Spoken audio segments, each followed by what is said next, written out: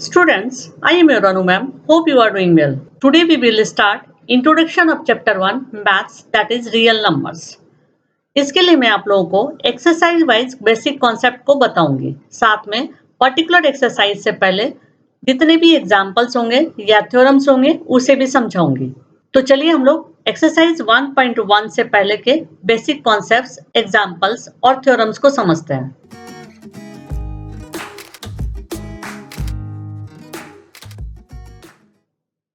So first basic concept is natural numbers. Counting numbers 1, 2, 3, 4, dash dash dash etc.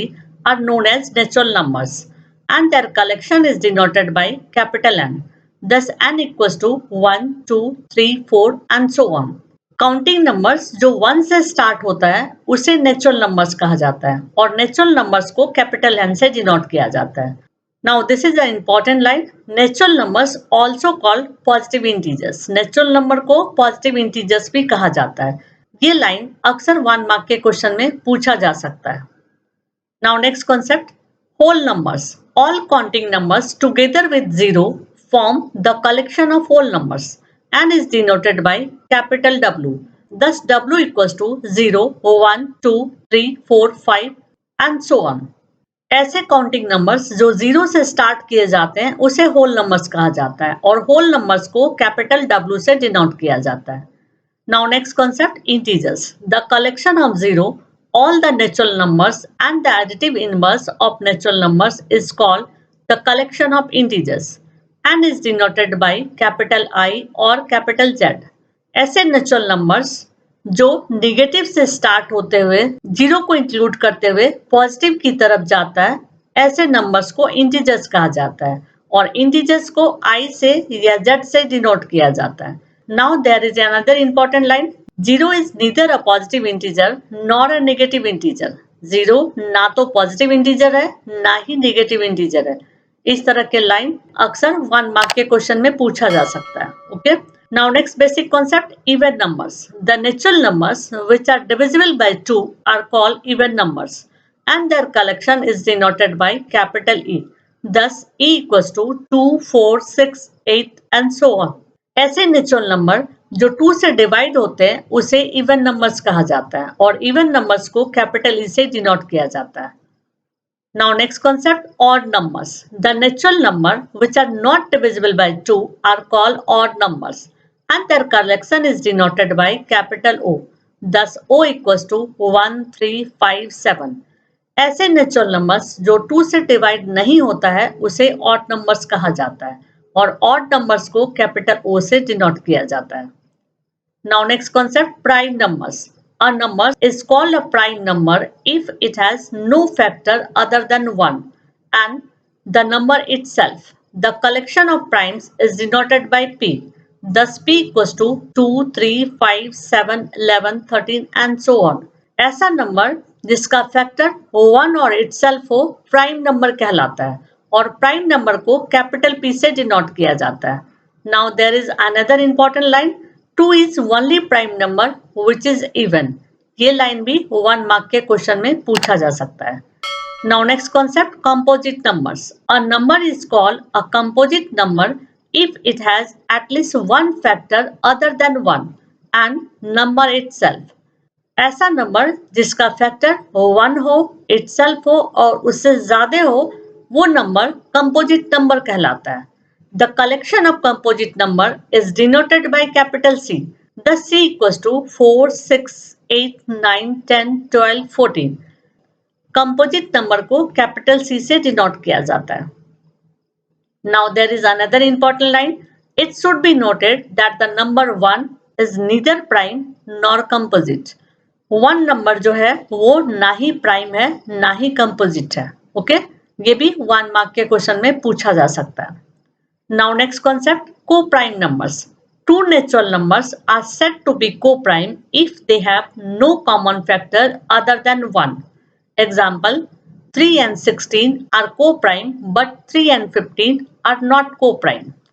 कह रहा है कि ऐसा दो नंबर जिसका कॉमन फैक्टर सिर्फ 1 हो और 1 के अलावा कुछ ना हो वो दो नंबर को को प्राइम नंबर्स कहा जाता है। एग्जाम्पल के लिए 3 और 16 को प्राइम है, लेकिन 3 और 15 को प्राइम नहीं है। अब मैं इसे समझाती हूँ कि ये ऐसा क्यों है। 3 का फैक्टर होता है 1 एंड 3, या कह सकते हैं 3 एंड 1, ओके। और 16 का फैक्टर होता है 116 या 28 या 44 या 82।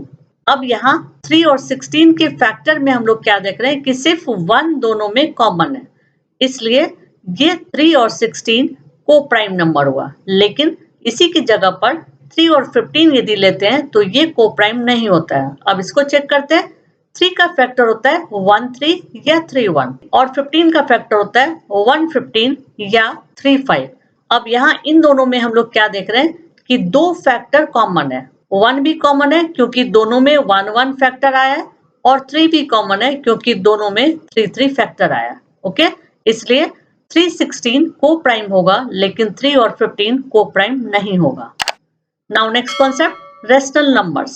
The numbers of the form p upon q, where p and q are integers and q is not equals to 0, are called rational numbers.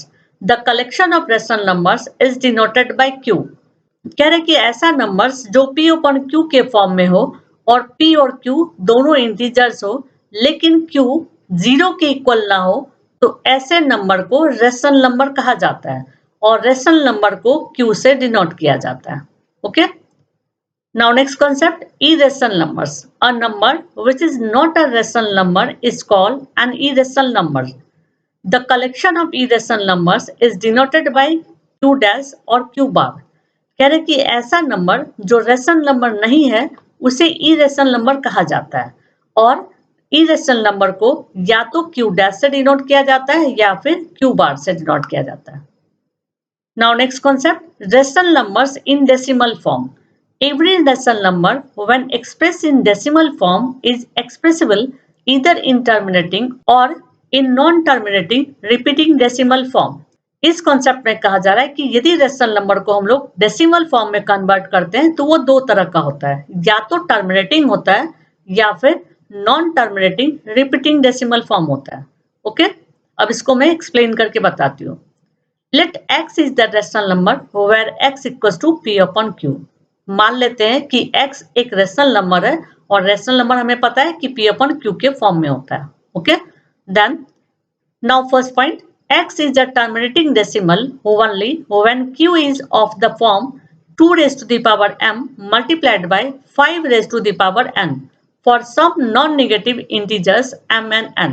इसमें कहा जा रहा है कि x जिसे हम लोग रेशनल नंबर माने थे, उसके q को यदि फैक्टराइज किया जाए तो वो फैक्टर 2 और 5 हो, 2 का पावर m हो और 5 का पावर n हो, और ये दोनों m और n नॉन नेगेटिव इंटीजर हो, like 2 to the power 1, 2 to the power 2, 2 to the power 3 and so on, and 5 to the power 1, 5 to the power 2, 5 to the power 3 and so on. तो rational number यदि ऐसा होता है तो उसे terminating decimal form कहा जाता है, okay. Now next point, x is a non-terminating repeating decimal if q is not equals to 2 to the power m multiplied by 5 to the power n. अब इस पॉइंट में कहा जा रहा है कि x जिसे हम लोग रेशनल नंबर माने थे, उसके q को यदि फैक्टराइज किया जाए तो उसका फैक्टर 2 और 5 के फॉर्म में यदि नहीं होता है तो उसे नॉन टर्मिनेटिंग रिपीटिंग डेसिमल कहा जाता है, ओके।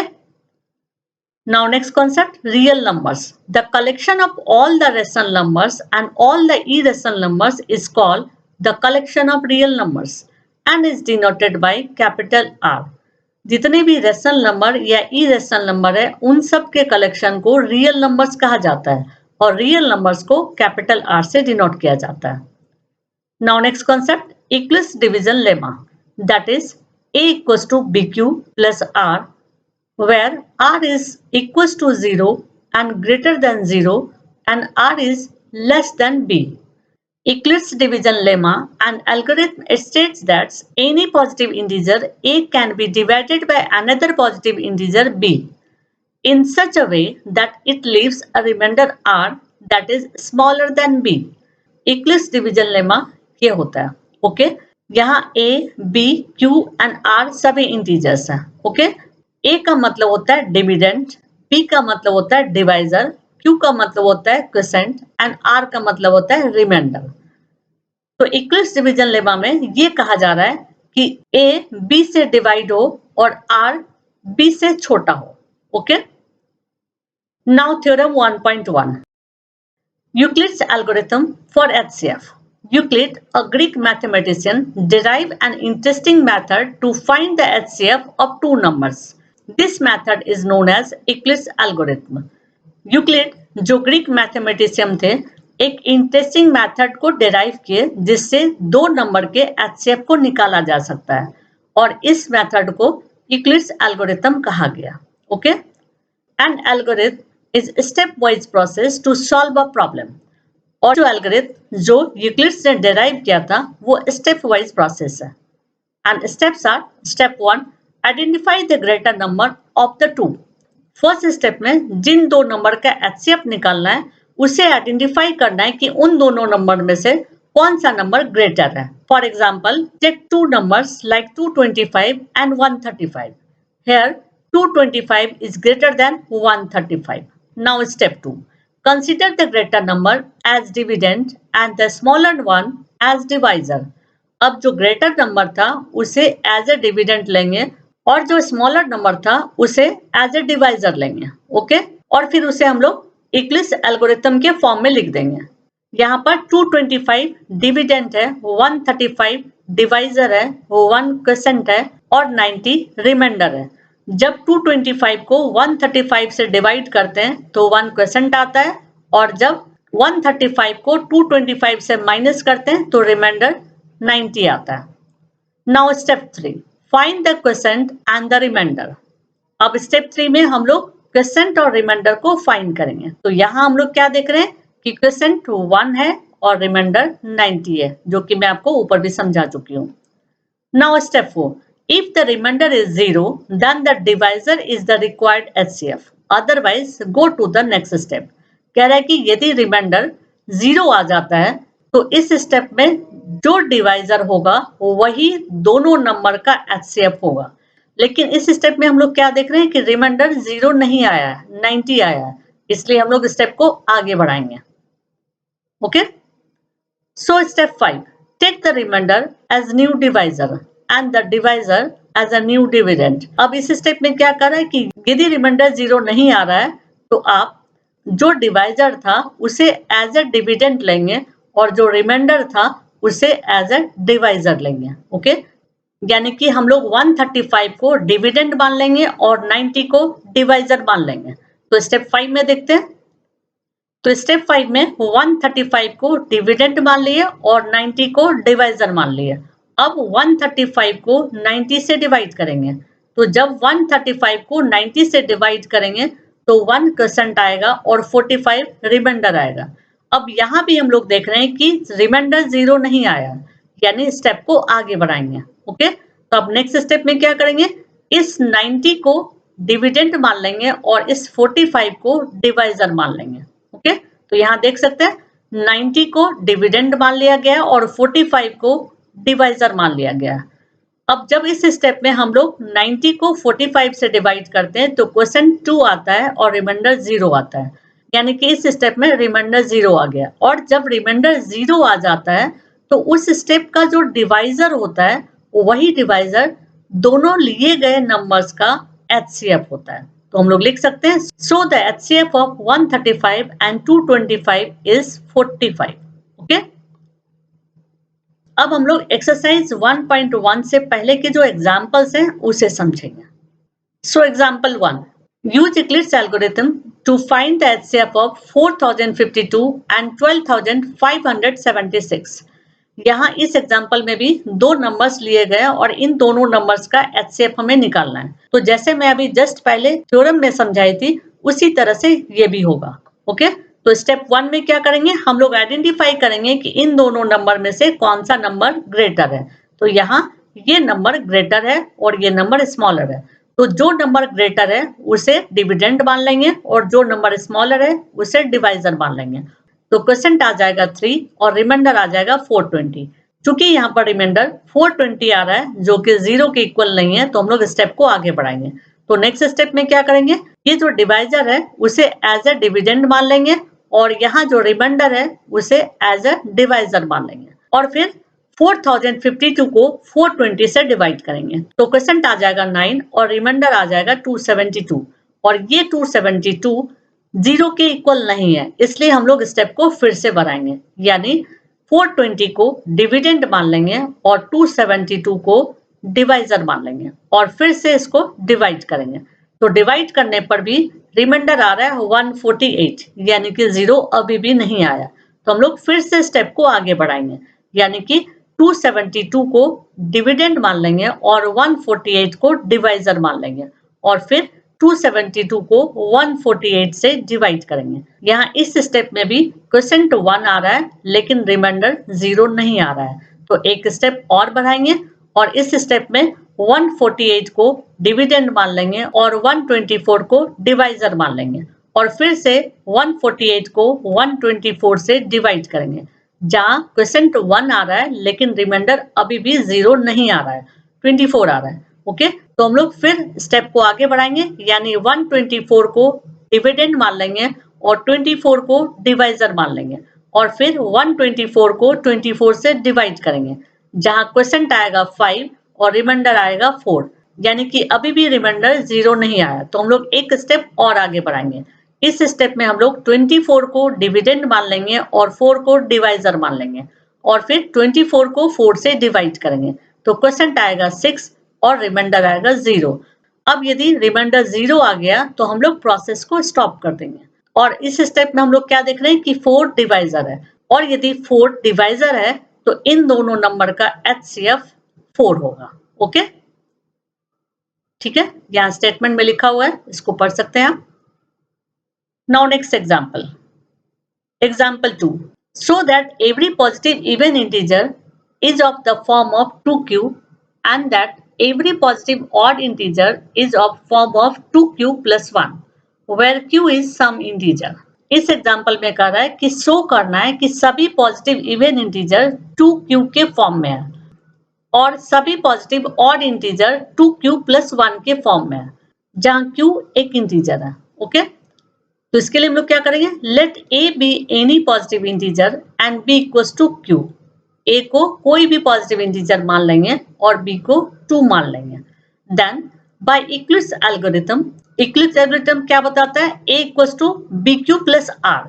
चूंकि हम लोग बी को 2 माने हैं तो यहाँ लिख देंगे 2, यानी हो जाएगा a equals to 2q plus r for some integer q equals to 0 और greater than 0. Okay, and r equals to 0 or 1 because r is equals to 0 and greater than 0 and less than 2. इसका मतलब ये हुआ कि r 0 के equal हो सकता है और 0 से बड़ा हो सकता है लेकिन 2 से छोटा हो सकता है। So a equals to 2q और 2q plus 1, क्योंकि यहाँ पर बताया गया है कि r 0 के बराबर होगा और 2 से छोटा होगा। ओके, तो 0 के बराबर यानी कि r एक बार 0 हो सकता है और दूसरी बार 1 हो सकता है, इसीलिए हम लोग इस फॉर्म में लिख सकते हैं a equals to 2q equals to 2q plus 1. If a is of the form of 2q, then a is an even integer. Also, a positive integer can be either even or odd. Therefore, any positive odd integer is form of 2q plus 1. Okay? इसमें कह रहा है कि a 2q के form में है और a even integer है। ओके, साथ में कह रहा है कि पॉजिटिव इंटीजर या तो इवन हो सकता है या ऑड हो सकता है, इसलिए the positive odd integer is form of 2q plus 1. यदि 2q इवन इंटीजर है तो ऑड इंटीजर के लिए क्या करेंगे, जब भी कोई इवन इंटीजर होता है और उस इवन इंटीजर में हम लोग 1 ऐड कर देते हैं तो वो ऑड इंटीजर हो जाता है। तो यहाँ हमने क्या देखा कि 2q इवन इंटीजर है, तो 2q में यदि हम 1 ऐड कर देंगे तो क्या हो जाएगा, ऑड इंटीजर। ओके, एक बार इस एग्जांपल को फिर से समझा देती हूँ क्योंकि क्लास 10th का ये पहला चैप्टर है और ये क्वेश्चन बच्चों को एक बार में समझ में नहीं आता है। तो चलिए एक बार फिर से समझते हैं। Let a B any positive integer and b equals to 2. ठीक है, कह रहा है कि a को कोई भी पॉजिटिव इंटीजर मान लिया गया और b को 2 मान लिया गया। Then by Euclid's algorithm a equals to 2q plus r, क्योंकि इक्लिप्स एल्गोरिथम क्या होता है, a equals to bq plus r, जो कि अभी थ्योरम में मैं आपको समझाई थी। ओके, तो यहाँ चूंकि हम लोगों ने b के जगह पर 2 माना है, तो हम लोग यहाँ लिख सकते हैं a equals to 2q plus r। For सब integer q is equals to 0 and greater than 0। Question की बात कर रहा है कि क्वेश्चन या तो 0 होगा या 0 से बड़ा होगा। साथ में रिमाइंडर क्या होगा, रिमाइंडर या तो 0 होगा या फिर 1 होगा, because r is equals to 0 और greater than 0 and less than 2। इसका मतलब है कि r यानी कि रिमाइंडर 0 के इक्वल होगा या 0 से बड़ा होगा, लेकिन 2 से छोटा होगा। तो यदि रिमाइंडर 0 के इक्वल होगा तो एक हो गया रिमाइंडर 0 और दूसरा 1, क्योंकि 2 से छोटा होना है। ओके, तो 2 ही रिमाइंडर हो सकता है, या तो 0 हो सकता है या तो 1 हो सकता है। सो a इक्वल्स टू 2q और 2q प्लस 1। क्योंकि हम लोग इस एल्गोरिथम में r की जगह पर 0 रखते हैं तो वैल्यू क्या हो जाता है, सिर्फ 2q, और यदि r की जगह पर 1 रखते हैं तो वैल्यू क्या हो जाता है, 2q plus 1। Okay, if a is the form of 2q then a is an even integer। यदि a 2q के फॉर्म में है तो उसे इवन इंटीजर माना जाएगा। Okay, also a positive integer can be either even और ऑड। कह रहा है कि पॉजिटिव इंटीजर जो है वो इवन भी हो सकता है और ऑड भी हो सकता है। Therefore any positive odd integer is the form of 2q plus 1। और कह रहा है कि इसलिए कोई भी positive odd integer 2q plus 1 के फॉर्म में होगा। पॉजिटिव ऑड इंटीजर के फॉर्म में क्यों होता है, इसको भी मैं यहाँ से समझाती हूँ। यहाँ पर हमने माना था कि 2q जो है वो इवन इंटीजर है, और जब भी इवन इंटीजर में 1 को ऐड करते हैं तो वो ऑड हो जाता है। एग्जाम्पल के लिए इसको छोड़ करके कोई सिंपल सा एग्जाम्पल लेते हैं। मान लेते हैं कि 2 इवन इंटीजर है। ओके, और 2 में यदि हम 1 को ऐड कर देते हैं तो वो 3 हो जाता है, और 3 क्या होता है, ऑड नंबर। तो इसी तरह से इसका यूज किया गया। Okay, now example 3, so any positive odd integer is form of 4q plus 1 or 4q plus 3 where q is some integer।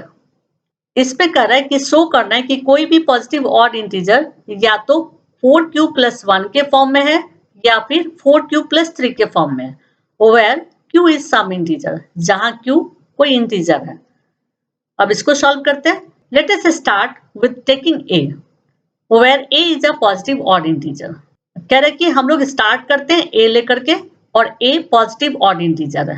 We apply the division algorithm with a and b equals to 4। हम लोग division algorithm apply करेंगे और उसमें a positive integer है और b का value 4 है।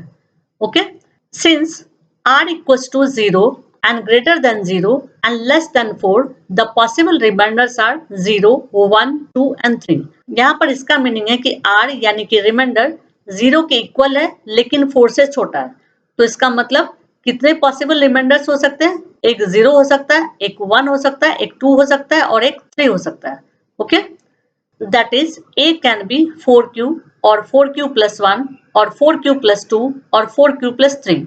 और जब ये सब रिमाइंडर्स होगा तो a का फॉर्म क्या क्या हो सकता है, या तो 4q, या तो 4q प्लस 1, या तो 4q प्लस 2, या तो 4q प्लस 3। क्योंकि यहाँ रिमाइंडर जब 0 होगा तो सिर्फ 4q होगा, जब 1 होगा तो 4q प्लस 1 होगा, और जब 2 होगा तो 4q प्लस 2 होगा, और जब 3 होगा तो 4q प्लस 3 होगा। Okay, where q is the quiescent.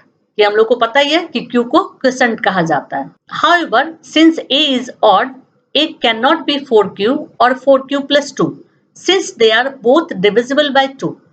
चूंकि a को हम लोग ऑड मानते हैं तो a कभी भी 4q या 4q plus 2 नहीं हो सकता, क्योंकि 4q या 4q plus 2 2 से डिविजिबल है। ओके, तो हम लोग फाइनल रिजल्ट क्या दे सकते हैं, therefore any odd integers is form of 4q plus 1 or 4q plus 3।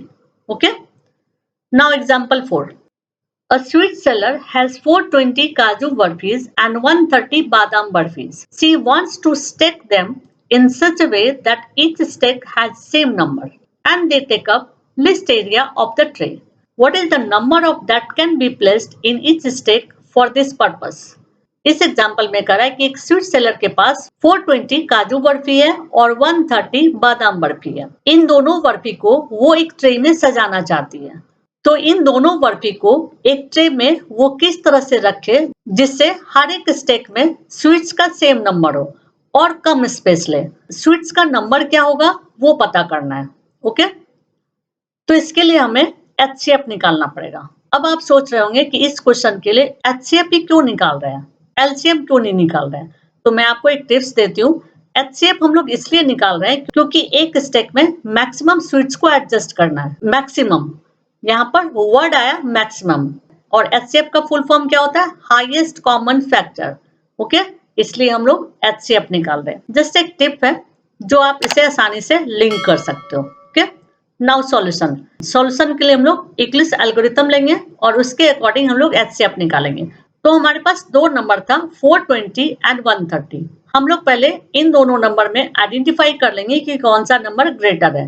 तो 420 ग्रेटर नंबर है और 130 स्मॉलर नंबर है। तो 420 को हम लोग एज ए डिविडेंड ले लेंगे और 130 को हम लोग एज ए डिवाइजर ले लेंगे। अब हम लोग 430 को 130 से डिवाइड करेंगे तो क्वोशिएंट आ जाएगा 3 और रिमाइंडर आ जाएगा 30, यानी कि यहाँ पर रिमाइंडर 0 नहीं आया, तो हम लोग स्टेप को आगे बढ़ाएंगे। अब नेक्स्ट स्टेप में क्या करेंगे, 130 को डिविडेंड मान लेंगे और 30 को डिवाइजर मान लेंगे। अब 130 को 30 से डिवाइड करेंगे तो क्वोशिएंट आ जाएगा 4 और रिमाइंडर आ जाएगा 10। यहाँ भी रिमाइंडर 0 नहीं है, तो हम लोग फिर से स्टेप को आगे बढ़ाएंगे। इस स्टेप में क्या करेंगे, हम लोग 30 को डिविडेंड मान लेंगे और 10 को डिवाइजर मान लेंगे। अब 30 को 10 से डिवाइड करेंगे जिससे क्वोशिएंट आ जाएगा 3 और रिमाइंडर आ जाएगा 0। अब इस स्टेप में हम लोग क्या देख रहे हैं कि रिमाइंडर आ गया 0, यानी कि इस स्टेप का जो डिवाइजर का नंबर है वही इन दोनों का HCF होगा। तो लास्ट में हम लोग स्टेटमेंट लिख देंगे, सो HCF of 420 and 130 is 10। Okay, now exercise 1.1। Next video में हम लोग एक्सरसाइज 1.1 को करेंगे। यदि आपको कॉन्सेप्ट समझ में आया हो तो प्लीज लाइक एंड शेयर जरूर कीजिएगा, और यदि मेरे चैनल को सब्सक्राइब नहीं किए तो प्लीज सब्सक्राइब कर लीजिएगा। That's it. यदि आपको वीडियो पसंद आए तो लाइक कर दीजिएगा और आगे के वीडियोस को देखने के लिए सब्सक्राइब कर दीजिएगा।